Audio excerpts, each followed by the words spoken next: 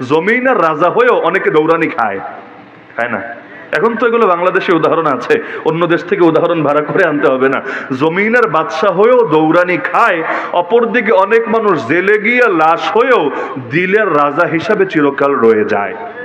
যারা দিল জয় করে তারা দিলের উপর বাদশাহী করে, আর যারা দেশ জয় করে দেশের উপর বাদশাহী করে।